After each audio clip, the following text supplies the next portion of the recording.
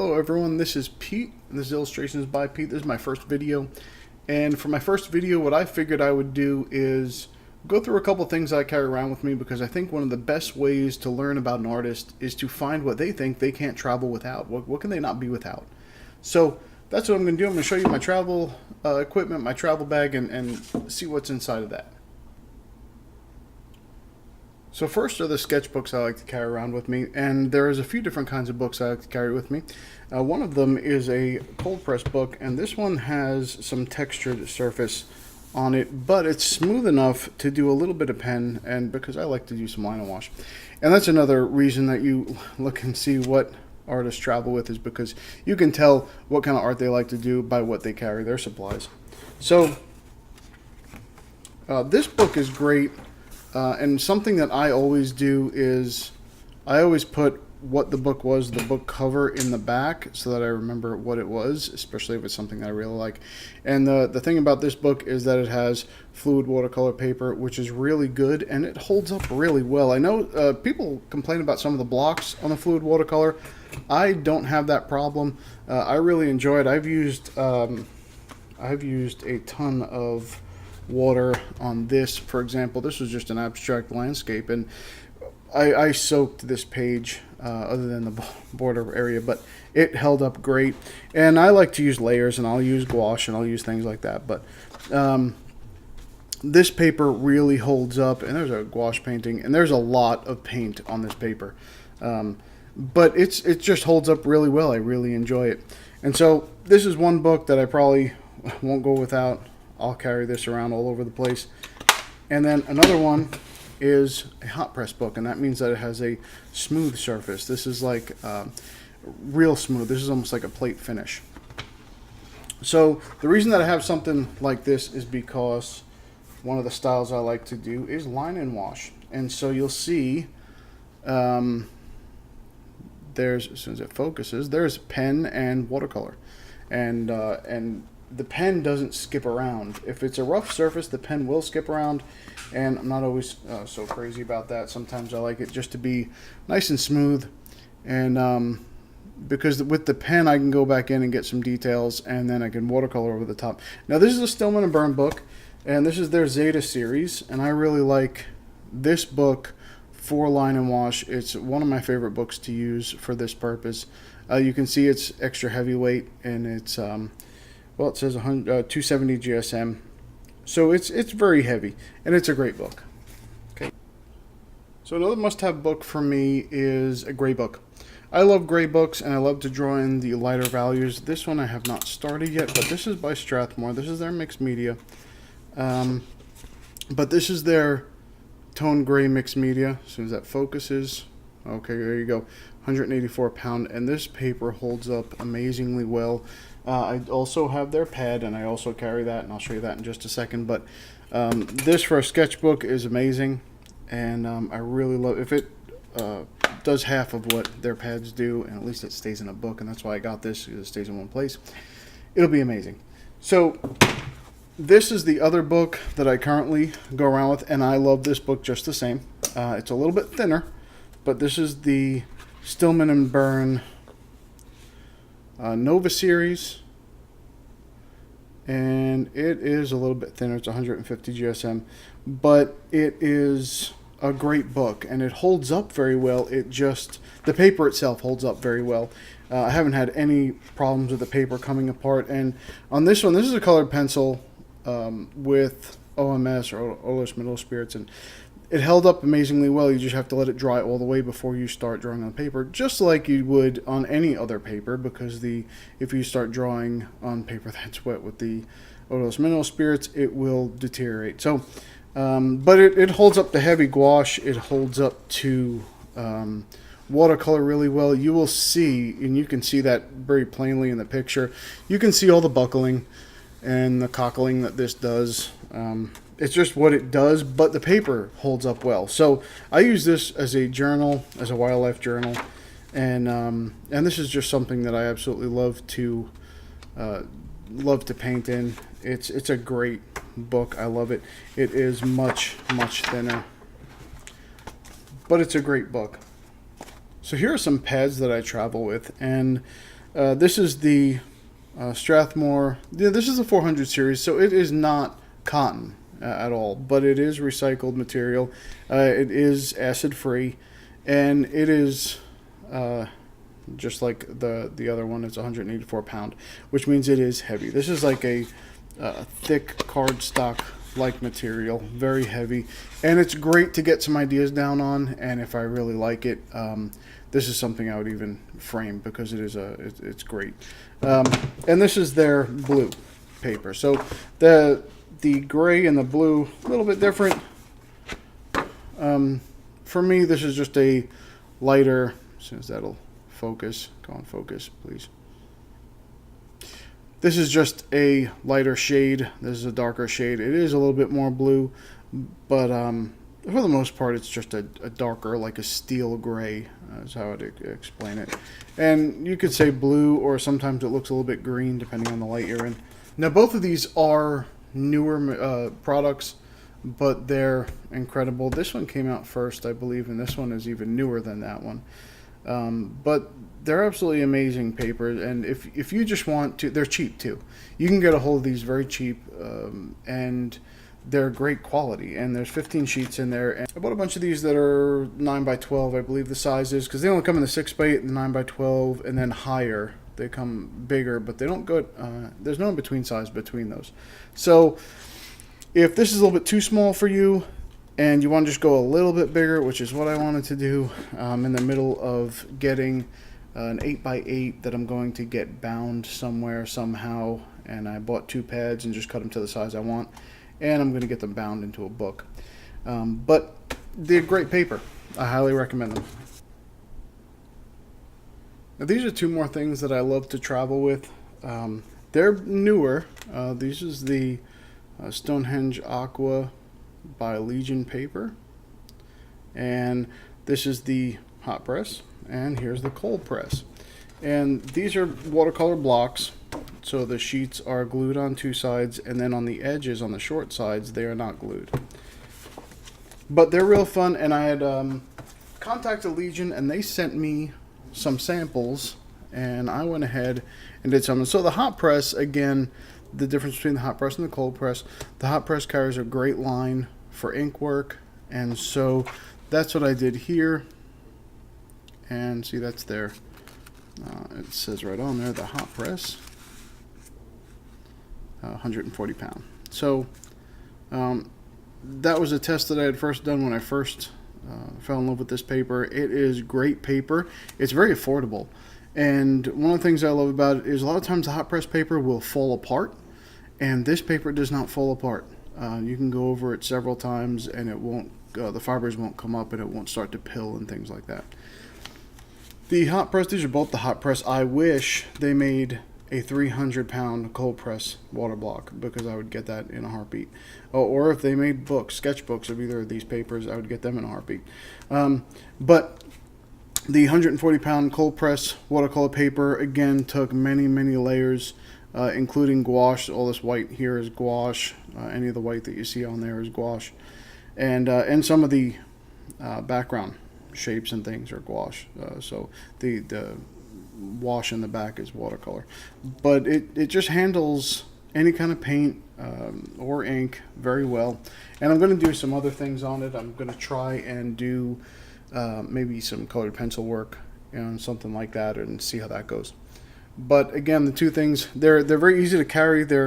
I believe they are 7 by 10, so they're pretty small, and I have a little pochade box that will hold it. But even if not, it's so small and easy just to stick on your lap and just paint away and draw and do whatever you want. So this is a lot of paper.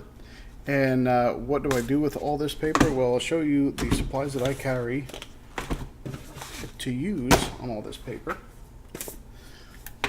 So this is a watercolor kit. It's fairly large. It will hold a lot of paint. And what I did is to make it hold even more paint is I took out the insert. And so this is a watercolor and gouache palette. And here are my colors. And the watercolor itself is Daniel Smith, and the gouache is all M-gram except for this Chinese orange, which is a Holbein color, and I love that color. And that color is always going to stay on my palette. But you'll see the difference. Here you'll see a very smooth, even texture, and then here you'll see very cracked, rough, dry texture. That's the gouache there. So these are separated. This is the gouache. This is the watercolor. And I like putting them together because sometimes you want the darker colors to kind of fade off. And so the watercolor does a great job of putting in backgrounds, putting in some darker passages that are almost glowing, but they're still dark. Whereas the gouache will sit on top very nicely, but it's a very matte finish. But I love gouache paint. It's become a new passion of mine. I use gouache in almost every painting that I do. This is my palette, and what I've done is I've just stuck little magnets on the back and set them in place so that they don't move. However, the gouache will dry and come out sometimes. This is actually all pretty solid, but you can see, well, maybe you can't see. Usually gouache will dry out and it will fall out of the palette. So what I do is just take a paper towel and stick it on top, and that way when I close it I can shake it around, and that's what you hear is the thumb screw, the thumb handle there. But nothing falls out. Otherwise I would have some things falling out, and that would be horrible. So and I've done that before. I went to take this somewhere and all these gouache just fell out, and they were all spread out all over, and since they're all cracked, they were all in little pieces everywhere, and that was quite annoying. But that's my watercolor palette.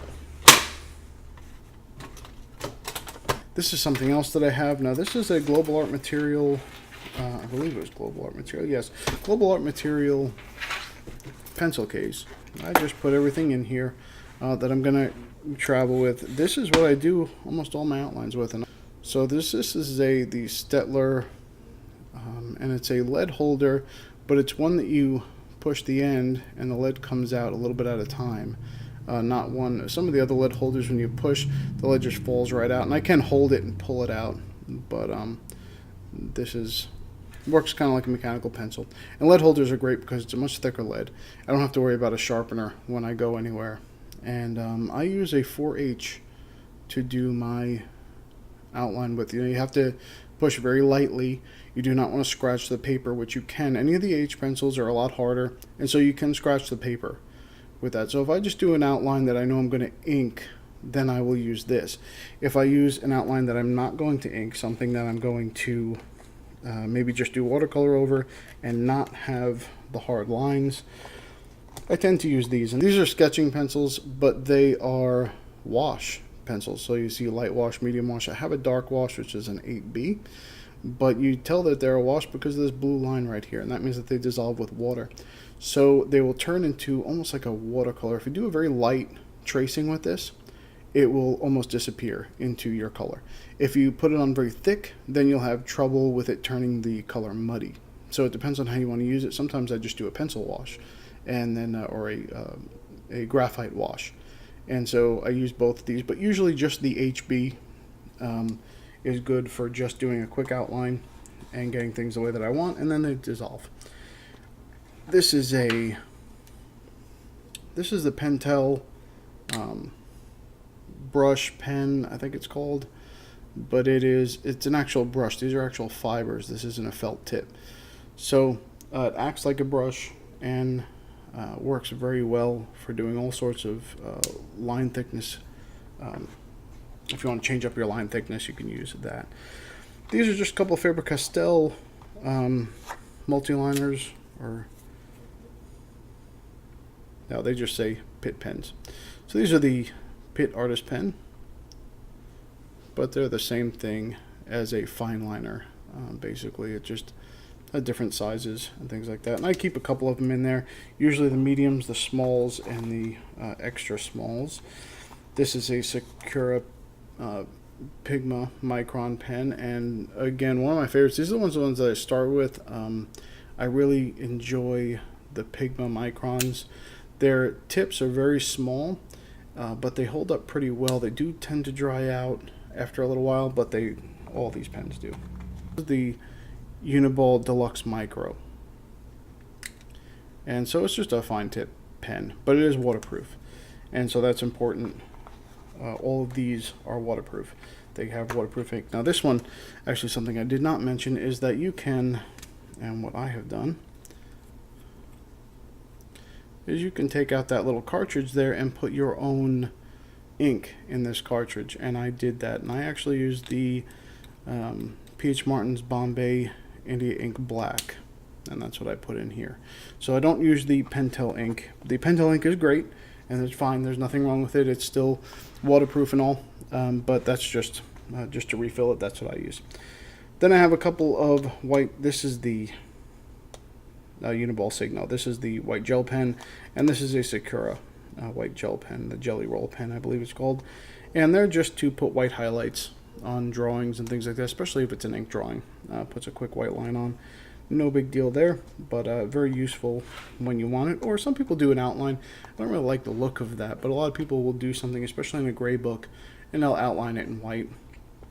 Make it look a little bit more cartoony, I guess it does. But that's not what I use it for. These two, this happens to be my favorite white colored pencil. And the Derwent drawing pencils are amazing. They're wax base, they're extremely waxy, but they are very smooth, and they go down almost like they melt onto the page.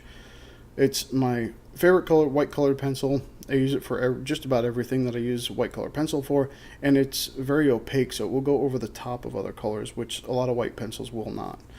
This is a Primo white charcoal, and just for sketching, again, it's just while I'm drawing, if I just want to sketch something out with some white charcoal, I'll use that.